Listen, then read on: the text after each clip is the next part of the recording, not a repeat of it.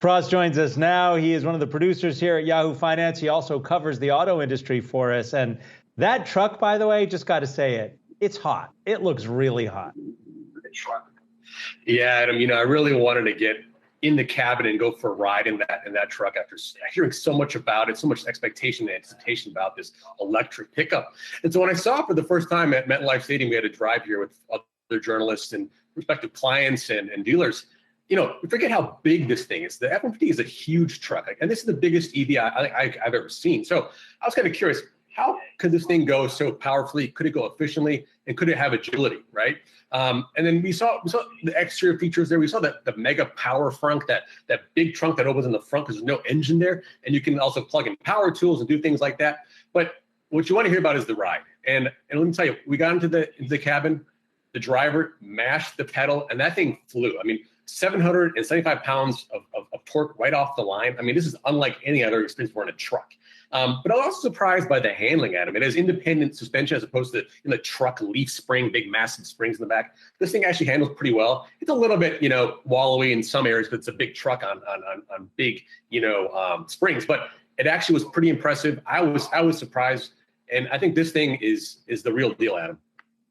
It looks like it, and just the size of the cabin, it's bigger than some studio apartments here in New York City. I got to ask you, because you and I was, 3 or 4 years ago, we were at the New York City Auto Show. We got to see the RIVIAN, which they're not delivering. That's an electric vehicle. But where does it fit into this truck war? It's not as big as that F-150. Yeah, I remember that in 2019 New York Auto Show. We saw that Rivian, and it was very impressive. It looked really cool.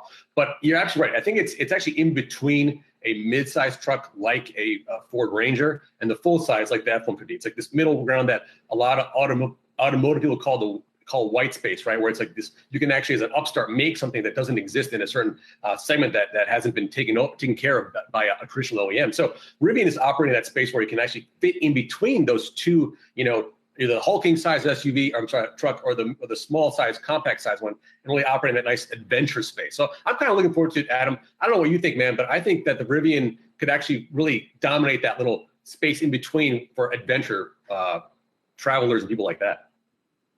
Personally, I'm a Jaguar guy. I'm a boring sedan man. But I got to ask you, and this in all seriousness, Pras, because you've seen the Rivian up front and close. You've seen all kinds of vehicles. You've now seen the F-150.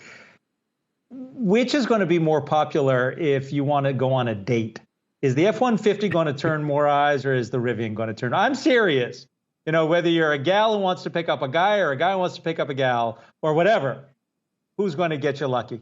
The Rivian or the F-150? I think people like you and I live in the coasts, New York, LA. It's got to be the Rivian, right? Got to be the hot Rivian. But if you're in Texas, middle of the country, that F-150, Adam, right? It looks like a sleeper truck, and that thing is fast. Maybe that's the play. It's where you live. It's going to be a new category on the dating apps, what kind of truck you drive.